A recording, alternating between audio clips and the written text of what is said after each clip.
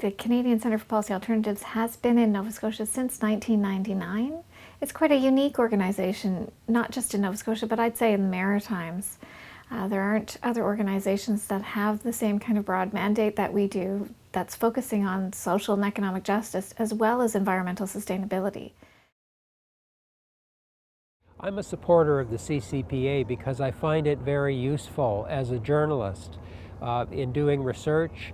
The CCPA puts out a lot of research materials that are extremely useful when I'm writing about, especially about economic or healthcare or social policy issues. I'm involved in the Research Advisory Committee and the Steering Committee of the CCPA Nova Scotia because that's the place to be if you are interested in progressive research in this province. It's sort of the action central. CCPA in Nova Scotia is probably the premier progressive public policy and research organization in the province. It's the one place where progressive voices really can be heard and have an influence on public debate in Nova Scotia. I'm a supporter of the CCPA because in my former job as a community legal worker at Dalhousie Legal Aid, I relied on the CCPA NS for good policy information. The Canadian Centre for Policy Alternatives is a place where the research is provocative, it causes you to think, it gives you a different set of facts to debate and to use in your work when it's work for progressive causes. I support the CCPA for many reasons. The NSGEU is one of the founding members of the branch here in Nova Scotia, so we've been around as long as they have been for the last 10 years. We formed the steering committee to establish it, and it's I can't imagine not supporting it because it's got such a strong voice in this province.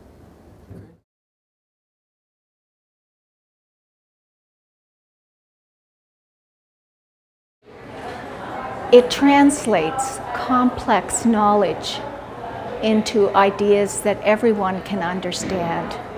That value cannot be underestimated.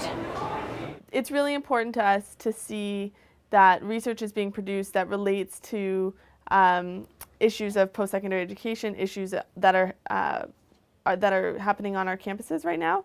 The CCPA has done a lot of work around single-parent students, students who are on social assistance, the need for provincial funding in social services.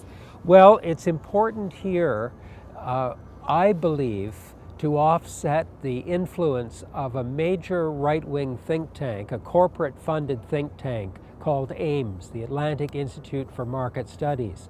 AIMS, before the CCPA opened an office in Nova Scotia, was always in the media, always being quoted as an independent think tank, which it is not. And now that the CCPA is here, AIMS propaganda is offset by a lot of what the CCPA is pointing out. I think the work that CCPA does is particularly important and because it broadens the discourse of public policy. What's debate, part of the debate. So it's a perspective that's missing within public policy debates. It brings a variety, as the name suggests, it's alternatives. It's what is actually, so we're generally dealing with the notion that there are no alternatives. There's one way of dealing with things that generally tends to be the market. And you can always find solutions with CCPA. I have to say their alternative budget documents are fabulous. And I know for Nova Scotia, you look at it and you read it and you think, yeah, that's Nova Scotia. That would work here, that would fit here. It's not some lofty pie-in-the-sky ivory tower document. It's a real usable document. So to have an informed, credible, effective voice like the CCPA in Nova Scotia is incredibly important. It's going to make a huge difference to the direction of political and social debates in Nova Scotia. So what I really value is having that full sort of continuum of understanding what the community is thinking and the analysis that's out there.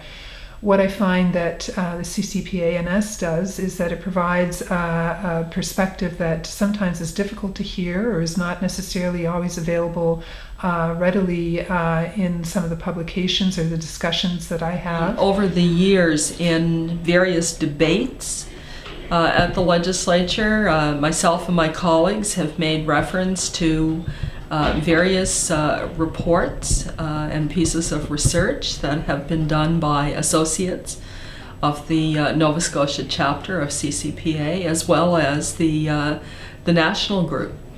Well, we've had many interactions with a lot of the documents that have been produced over the last decade, in particular around the alternative budget, because that's something that comes up every year, and it certainly allows us to have the argument. And when you're hearing one side of the story, the CCPA certainly gives us the other side of the story and gives us reason for question. And we also we've had a lot of interactions with the minimum wage, because we also do presentations along with the Federation of Labour to government, and we had the background information that the CCPA produced. And another one that was really important to us as a union were the documents, a series of documents that came out on the right to strike and the importance of healthcare workers having the right to strike.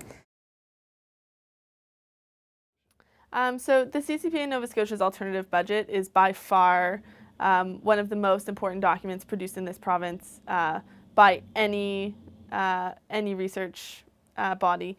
The alternative provincial budget shows what we can do with our money, and also really pressures the government to show what we're not doing with our money. In terms of major accomplishments, I would start with the alternative budget. That's really how CCPA Nova Scotia got started. The child poverty report card, that's enormously popular and important. There were also the reports on income tax, where we questioned the wisdom of actually having an income tax cut. And the other ones would be sort of the Atlantica report, where we put together some other alternative perspectives on the Atlantica development model for Atlantic Canada. There have been a series of reports actually on the cruise ships, which is contributed to a debate here, and I think we were the first to do that. They do op-eds. They do letters to the editor. Their op-eds stimulate discussion, they spark new ideas, and I've actually seen decision makers change their path because of conversation and discussion that has been sparked by CCPA. Their op-eds are outstanding for just getting people to think critically about decisions that policymakers, decision makers are making. The CCPA is really good at getting us to have that community discussion. The CCPA is well respected by the media. You'll see many of their articles are covered through the media. They're a go-to. The CCPA are a go-to by the media to get the other point of view. And so it gives us somewhat of a balance, whereas before, without the CCPA, that certainly wasn't happening here in Nova Scotia. CCPA Nova Scotia is able to give us local material, local policy documents that we can then go to government with, go to our members with, and say, here's solutions that we have to the problems we're facing. People sometimes don't understand that we are both part of the national CCPA but separate as well, and that we have to raise a lot of our funds on our own. You don't get the CCPA Nova Scotia simply by contributing to the national. You have to contribute both in work and money so that we can survive. We do help democratize the dialogue, open up the public policy process, and allow a more diverse range of voices and alternatives to be considered. We are really unique in that sense, and if we weren't here, then there would be a real gap in what is presented as feasible policy alternatives. One of the great strengths, in my view, of the CCPA is its federal structure. We have a national office and national programs to address issues at the Canada-wide level, but we also have a network of provincial offices that can put a provincial or regional spin on the research and the debates that we're engaged in. So that's why it's incredibly important that people in Nova Scotia support the Nova Scotia office of the CCPA so that you can have a full-fledged voice in that debate. Well, I think for people who are looking for an opportunity to make change, be the change, this is an organization where you can see some real tangible benefits from being involved. I would encourage anybody who wants to hear the other side of the story, because it's not always told in the media. We really need the people there that have the goods, and CCPA are those people. Premier Darrell Dexter describes himself as conservative progressive, and I think we need the CCPA and left-wing publications, alternative publications, to hold their feet to the fire, to make sure we keep up the pressure that they do the right thing, and show them that there's a constituency there for strengthening social programs instead of, say, mindlessly cutting taxes. Having just been through 1 year of looking at, as an HRM council, looking at what the budget is and how the process happens, I'm certainly very open to any and all suggestions about different ways of looking at budgeting, looking at analysis, and then fully understand the implications. So that's something that I would certainly be interested in. Well, I would see the CCPA in Nova Scotia playing a very vital role in what's coming up in the next year or so. In particular, we have a new NDP government. They'll be bringing down their first budget in the spring, their first budget formed by them, and all indications are that it's going to be a tough budget. I believe that we will be relying very heavily on the work and the research done by the CCPA to help us make the arguments with government, because we're not economists, we're not researchers in the union movement. We rely on people that are going to bring a balanced approach.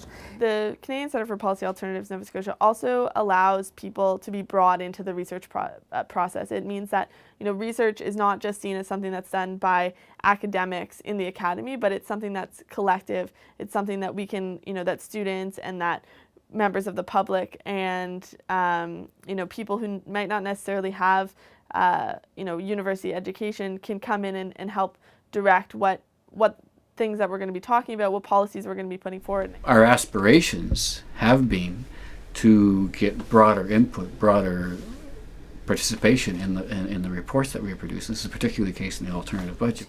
We need to take a longer term perspective, both in terms of what's been happening in the past 40 years, where we've just come out of the most prosperous economic growth in our province's history prior to the recession, but that we're also looking forward in a longer term perspective and not sacrificing this generation for the next based on a certain analysis of what we can handle in terms of debt and deficit, but that we're looking longer term in terms of the next generation and what foundation we're building now in terms of social infrastructure and broader questions that we need to be asking.